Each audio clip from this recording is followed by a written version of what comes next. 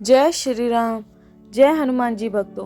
महाभारत का एक प्रसंग है जिसमें इंद्र ने अर्जुन का हित करने की इच्छा से महादानी कर्ण से कवच और कुंडल मांगकर ले लिए और बदले में उनको एक अजय अमोघ शक्ति देकर यह कहा कि तुम केवल एक बार जिस किसी पर भी इसका प्रयोग करोगे वह अवश्य ही मर जाएगा। और कर्ण ने वह शक्ति अर्जुन पर प्रयोग करने के लिए सुरक्षित रखी थी। वे प्रतिदिन उसकी पूजा किया करते थे।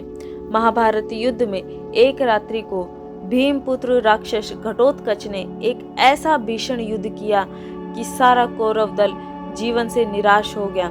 सबने आकर कर्ण से कहा कि तुम तुरंत उस शक्ति का प्रयोग करके इस भयानक राक्षस का वध करो, नहीं तो इस रात्रि युद्ध में यह राक्षस हम सभी कौरव वीरों का आज ही नाश कर देगा और हम में से कोई भी जीवित नहीं बचेगा। तब फिर यह शक्ति किस काम आएगी। कर्ण भी घबराए हुए थे। उन्होंने उस वैजयंती शक्ति को घटोत्कच पर छोड़ दिया। शक्ति के प्रहार से घटोत्कच का हृदय विदीर्ण हो गया और वह वहीं पर मरकर गिर पड़ा। उसके मरते ही कौरव योद्धा बाजे बजाकर हर्षनाद करने लगे। इधर पांडव दलों में शोक छा गया। सबके नेत्रों से आंसुओं की धारा बह चली, परंतु श्री कृष्ण आनंद मग्न होकर नाच उठे और अर्जुन को गले लगाकर पीठ ठोकने लगे तथा बार बार गर्जना करने लगे। भगवान को इतना प्रसन्न जानकर अर्जुन बोले, हे मधुसूदन, आज आपको शोक के अवसर पर इतनी प्रसन्नता क्यों हो रही है। घटोत्कच का मारा जाना हमारे लिए बहुत ही दुख की बात है। सारी सेना विमुख होकर भागी जा रही है। हम लोग भी बहुत घबरा गए हैं, तो भी आप प्रसन्न हैं। इसका कोई छोटा मोटा कारण नहीं हो सकता। जनार्दन, बताइए क्या कारण है इस प्रसन्नता का। यदि बहुत छिपाने की बात ना हो तो अवश्य ही बता दीजिए, क्योंकि मेरा हृदय बैठा जा रहा है। तो भगवान श्री कृष्ण बोले, हे धनंजय, मेरे लिए इस समय सचमुच ही बड़े आनंद का अवसर आ गया है। कारण सुनना चाहते हो तो सुनो।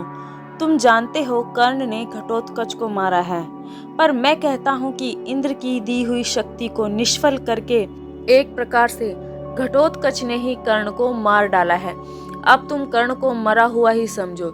संसार में कोई भी मनुष्य ऐसा नहीं है जो कर्ण के हाथ में इस शक्ति के रहने पर उसके सामने ठहर सकता, और यदि उसके पास कवच तथा कुंडल भी होते तब तो वह देवताओं सहित तीनों लोकों को भी जीत सकता था।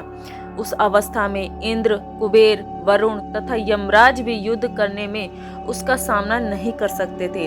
हम और तुम सुदर्शन चक्र और गांडीव लेकर भी उसे जीतने में असमर्थ हो जाते।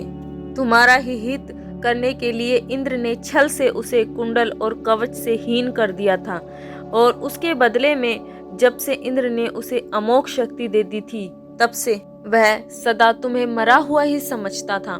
आज यद्यपि उसकी ये सारी चीजें नहीं रही तो भी तुम्हारे सिवा दूसरे किसी से वह नहीं मारा जा सकता।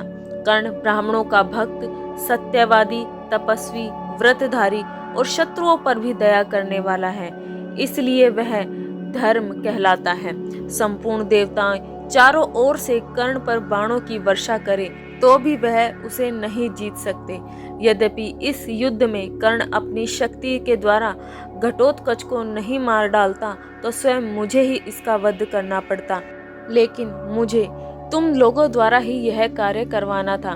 वैसे भी घटोत्कच ब्राह्मणों का द्वेषी और यज्ञों का नाश करने वाला था। यह पापात्मा धर्म का लोप कर रहा था, इसी से इस प्रकार इसका वध करवाया है। जो धर्म का लोप करने वाले हैं वे सभी मेरे द्वारा वध्य हैं। मैंने धर्म की स्थापना के लिए प्रतिज्ञा की है। जहाँ वेद, सत्य, पवित्रता, धर्म, लज्जा, धैर्य और क्षमा का वास है, मैं वहाँ सदा ही क्रीड़ा किया करता हूँ। तुम पांडवों में धर्म के इन सब गुणों का वास है, इसलिए मैं तुम लोगों के साथ हूँ। भगवान श्री कृष्ण धर्म के रक्षक तथा धर्म के संस्थापक हैं, इसीलिए वे अधार्मिक घटोत्कच का स्वयं अपने हाथों से वध करना चाहते थे। यद्यपि घटोत्कच पांडव पुत्र भीम का पुत्र होने के कारण श्री कृष्ण के कुटुंब का ही एक सदस्य था।